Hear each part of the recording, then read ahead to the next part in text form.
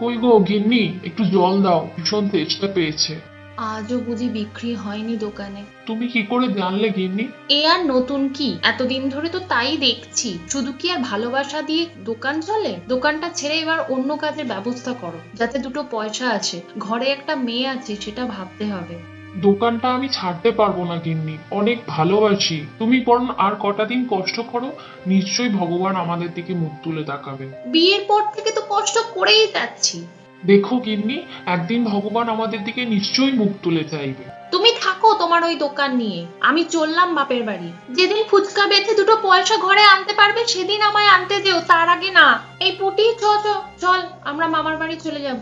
শোনো গিন্নি, যেও না যেও না। এই তুমি থামো তো। ও দোকানদার ভাই, 5 কিলো আলু দাও তো ভালো দেখে। আলুর দাম কিন্তু বেড়ে গেছে, 50 টাকা কিলো। যদি বলো তোমার ব্যবসার জন্য পচা থ্যাকলানো আলুগুলো নিয়ে যেতে পারো, ওগুলো সেদ্ধ করে দিলে লোকে কেউ বুঝতেই পারবে না। না না, সে বললে কি করে হয়, খরিদ্দার হলো লক্ষ্মী। তুমি আমায় 2 কিলো ভালো আলুই দাও।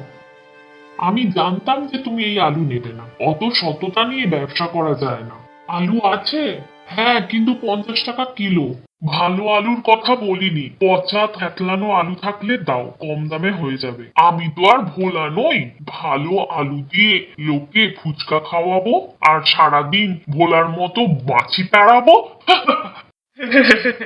তোমরা আমাকে নিয়ে যতই রসিকতা করো, আমি খরিদ্দারকে ঠকাতে পারবো না।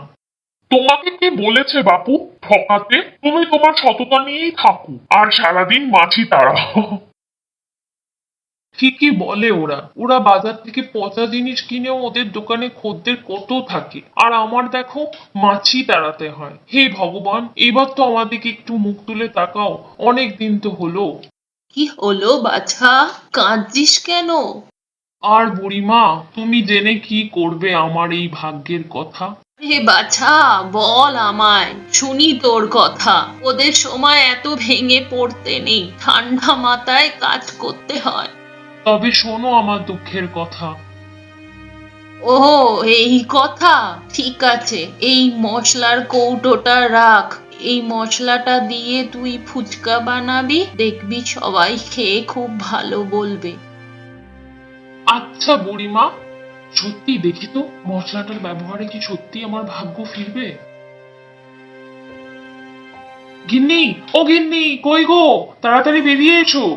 কি হলো কি, এত চেঁচাচ্ছ কেন? ও মা, এত টাকা তুমি কোথায় পেলে? কেন, ফুচকা বিক্রি করে। ভগবান এবার আমাদের দিকে মুখ তুলে চেয়েছে গো। চলো পুটিকে নিয়ে বাড়ি চলো। হ্যাঁ হ্যাঁ, চলো চলো, আমি এক্ষুনি আসছি পুটিকে নিয়ে। ও দোকানদার ভাই, ভালো দেখে 4 কিলো আলু দাও, আর 2 কিলোতে হচ্ছে না। কেন গো ভোলা, ব্যবসা খুব ভালো চলছে তাই না? হ্যাঁ গো দাদা, এখন একদম দম ফেলার সময় পাই না।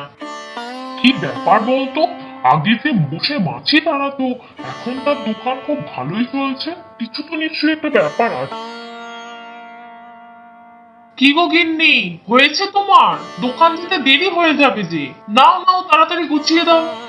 এই তো দিচ্ছি, হয়ে গেছে আমার। সর্বনাশ! আবার কি হলো? দেখো গিন্নি, জাদু মশলা তো প্রায় হাফ হয়ে গেছে।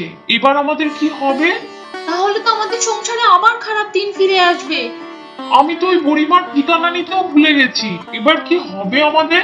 ইস, তখনই যদি আমি বুড়িমার ঠিকানাটা নিয়ে রাখতাম, তাহলে আরো 1 কৌটো জাদু মশলা নিয়ে আসতে পারতাম।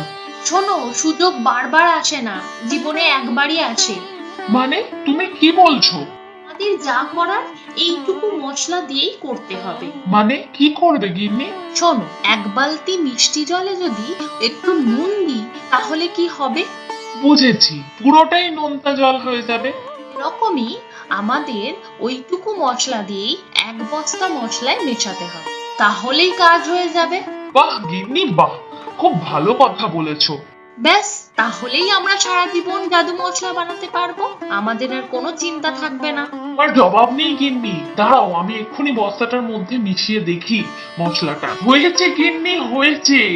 আজ বুঝলাম ভাগ্য ফেরাতে গেলে শুধু জাদু নয়, বুদ্ধিকেও কাজে লাগাতে হয়। দেখছো তো, ওই জন্যই বুদ্ধিমতী বউদের কথা সবসময় শুনতে হয়। সবসময় মনে রাখবে, একজন সফল পুরুষের পেছনে একজন নারী থাকে। আর ভোলার ফুচকার পেছনে থাকে জাদু মশলা।